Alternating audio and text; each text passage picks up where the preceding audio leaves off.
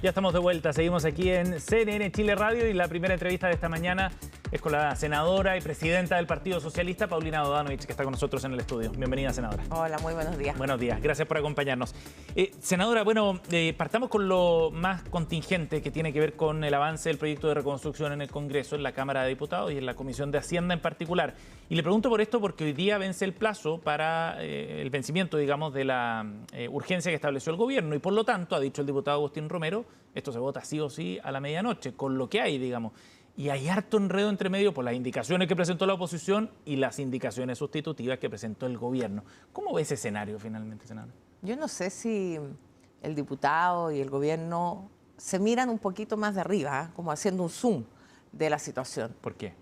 Porque yo no sé si la gente entiende esta pelotera de discusiones, de las urgencias, de legislar algo tan importante como todas las medidas que vienen aquí, porque aquí viene mezclado temas de propiedad intelectual, temas de pyme, de subsidio al empleo, con la reforma tributaria, con una invariabilidad tributaria, con el CAE. O sea, es realmente un tutti frutti, como en algún minuto yo dije.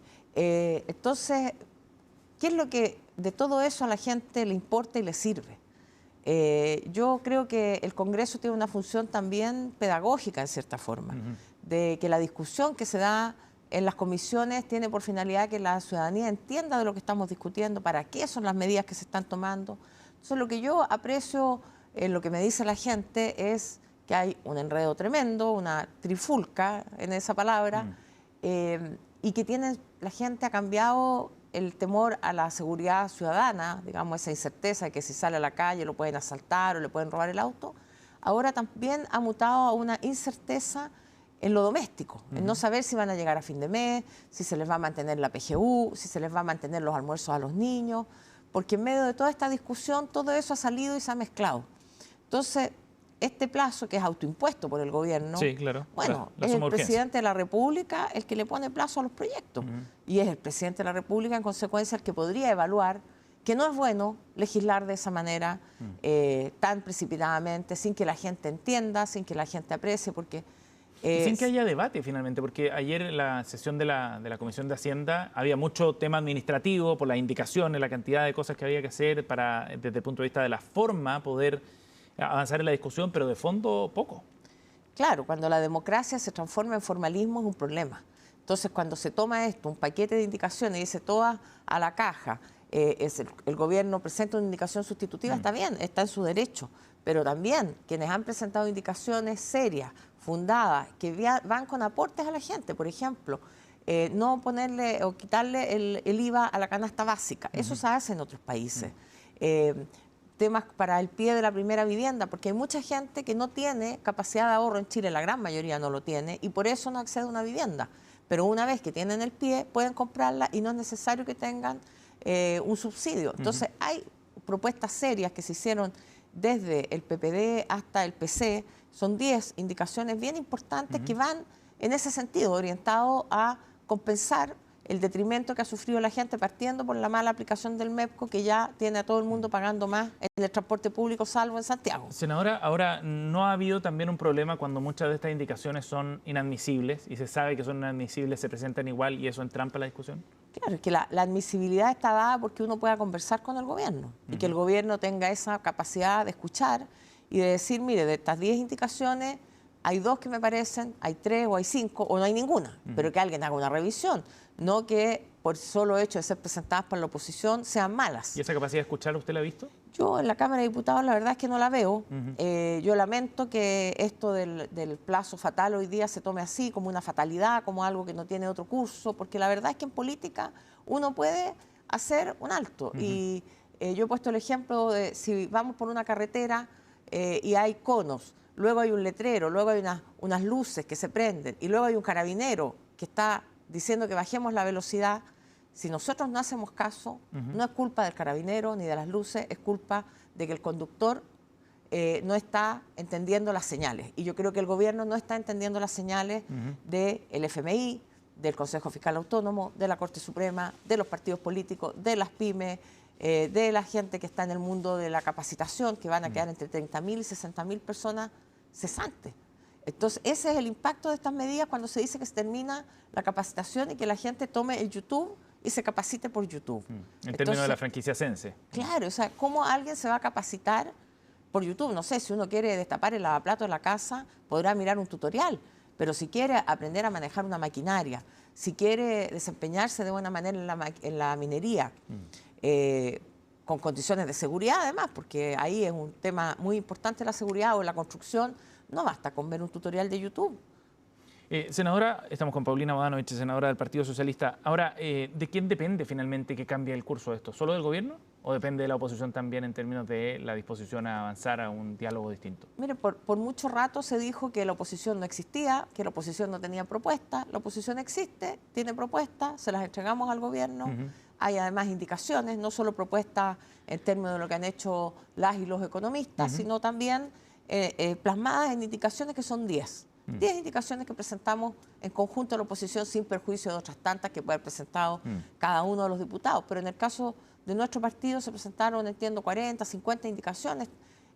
No fue este llamado tsunami de indicaciones, que por lo demás, en este caso, se ha llamado tsunami, pero cuando fue la reforma educacional se presentaron 1.600 indicaciones por parte de la derecha. La reforma educacional del gobierno de la presidenta Bachelet. Sí, y ahí nadie calificó esto como algo obstruccionista, no, formaba parte del debate democrático. Y hoy día lo que nosotros pedimos es que al Parlamento se le respete en su institucionalidad, como pedimos que se respete a la Corte Suprema en su institucionalidad y no se descalifique el informe de la Corte Suprema, que no se descalifique al Consejo Fiscal Autónomo diciendo que son solo recomendaciones, porque evidentemente la función del Consejo Fiscal Autónomo es dar esas recomendaciones, no tiene un rol distinto del que está haciendo, es precisamente fiscalizar que las políticas públicas tengan responsabilidad fiscal. Ahora, y lo que ha hecho el Consejo Fiscal Autónomo es decir, oiga, esto es grave, están creando un déficit que va a permanecer al menos hasta el 2031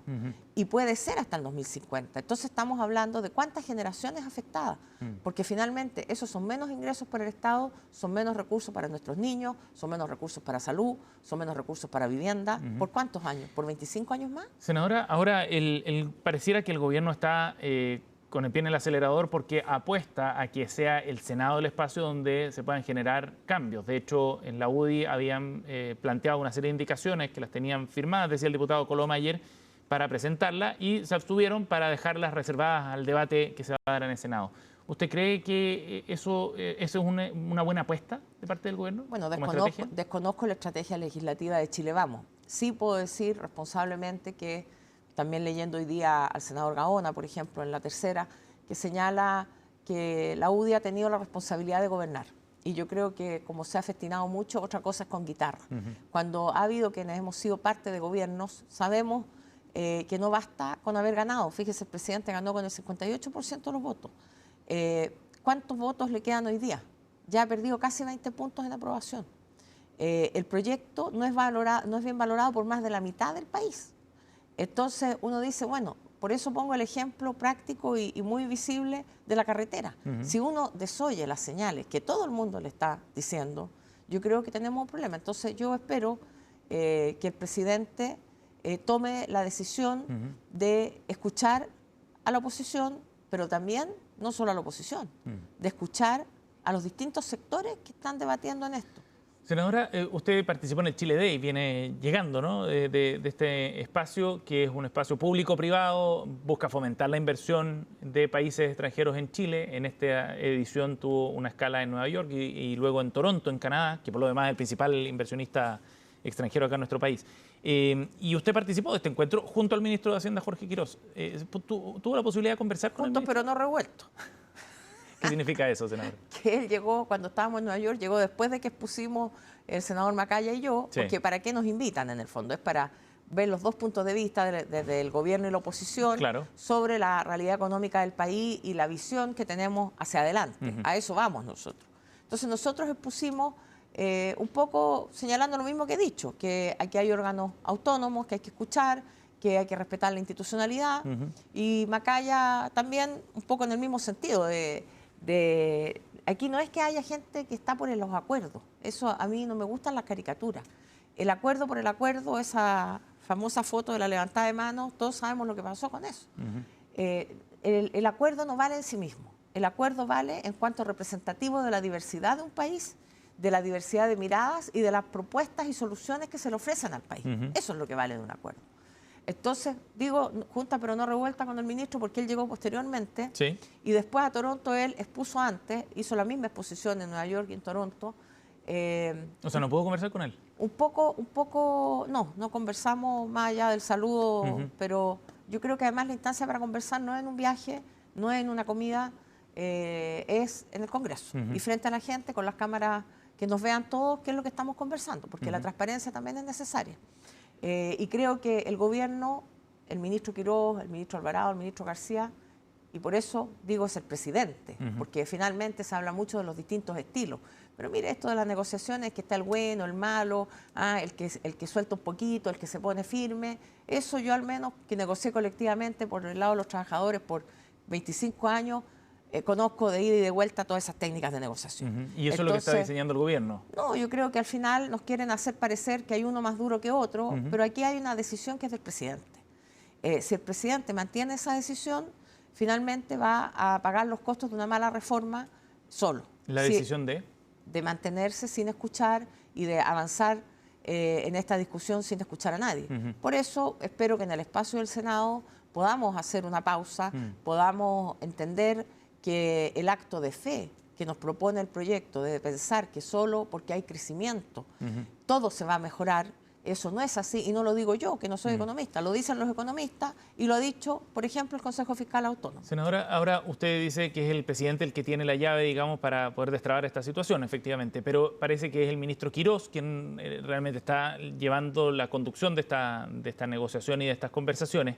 Y le preguntaba por este viaje en particular porque se generan expectativas de que se pueda abrir un espacio de diálogo. ¿Usted tenía esa expectativa de conversar con el ministro Quiroz allá? Miren, la verdad es que yo estuve una vez en Chile Day hace varios años atrás, Mario Marcel era el ministro y tampoco tuve muchas oportunidades de conversar con él porque es una cosa donde evidentemente ellos van a hablar con inversionistas, van a hablar con otra gente. Claro. Y como digo, para mí el espacio de conversación debe ser en el Congreso, donde las propuestas que transparentemente hemos presentado sean analizadas en su mérito.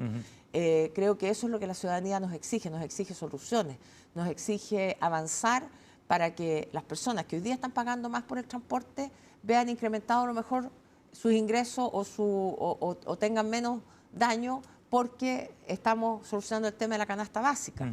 Es decir, cuando se habla de rebajar el impuesto corporativo como la única solución, sin ningún tipo de compensación, tenemos una visión muy distinta. El problema es el mismo, la solución es distinta. Y aquí el Consejo Fiscal lo ha reiterado, ha dicho, hay que tener un diagnóstico común y hay que tener soluciones conversadas entre el Ejecutivo y el Legislativo. Entonces, por eso cito al Consejo Fiscal Autónomo, que no es algo que diga yo, lo dice un órgano técnico que vela precisamente por la responsabilidad fiscal. Bueno, y si el ministro Quiroz no ha dado señales de flexibilizar alguna de esas posiciones, porque todas estas indicaciones sustitutivas que se han presentado no cambian el núcleo, ¿no?, del proyecto. ¿Cómo califica usted entonces la disposición del ministro? Yo creo que tenemos un diagnóstico similar, pero con soluciones muy distintas, porque podemos convenir en que el impuesto corporativo hace menos competitivo a nuestro país, porque también nosotros, en nuestro gobierno, presentamos una reforma, se ha aludido a Manuel Marfán, se ha aludido al proyecto de Mario Marcel, pero esas ideas y ese proyecto en particular tenían ese diagnóstico, pero tenían una solución distinta, que era con una compensación. Entonces, yo creo que cuando tenemos un solo país, y no podemos tener dos visiones, la visión del gobierno y la visión del resto, porque el país es el mismo, los problemas son los mismos. Y cómo se abordan tienen que ser con una solución de conjunto. Y por eso también aludo a la pérdida de apoyo del presidente y a lo que señalan las encuestas en relación a este proyecto. Porque finalmente el gobierno también tiene que escuchar aquello, tiene que escuchar que la gente no está entendiendo que esto sea algo bueno. Y por lo tanto, desde el punto de vista ya estrictamente político, es un contrasentido avanzar en que la gente diga que estamos avanzando en algo malo. Entonces, yo no le veo ganancia por ninguna parte. Ahora, senadora, de todas maneras, el gobierno lo que ha planteado, y muchos parlamentarios y el mismo ministro lo han refrendado así, es que esto es una estrategia distinta. Por 10 años hicimos tal estrategia desde el punto de vista del crecimiento económico, desde el punto de vista tributario, de la recaudación y del manejo fiscal. Ahora nosotros tenemos una propuesta diferente y esa es la apuesta que hace. Claro, lo que pasa es que eso es refundacional Y eso es lo que le criticaban al gobierno anterior. Le criticaban un exceso de ideología. ¿Y qué vemos hoy día? Una extrema ideología de confiar en el crecimiento y en la política del chorreo, que sabemos que ni en Chile ni en otras partes del mundo ha servido. Entonces, yo a lo que llamo al presidente es a ser presidente de todos los chilenos. Ese es su rol. Es escuchar a todos. Los que estamos en el Congreso podremos no gustarles, podremos formar parte de partidos que a ellos no les gustan, pero estamos en representación de la ciudadanía. Y entonces el respeto a la institucionalidad del Congreso tiene que estar allí. Tiene que respetarse y escucharse el debate en el Congreso. Termino el tiro, pero mira, cuando Lagos Weber, el senador, era presidente de la Comisión de Hacienda con la reforma de la presidenta Bachelet, el 2014, no podríamos decir que era una persona que quisiera obstruir o no avanzar en esa discusión. Claro. Citó a 93 audiencias. ¿Para qué? Para escuchar. ¿En el Senado? Sí, en la Comisión de Hacienda escuchó a 93 distintas organizaciones y personas. ¿Con qué fin?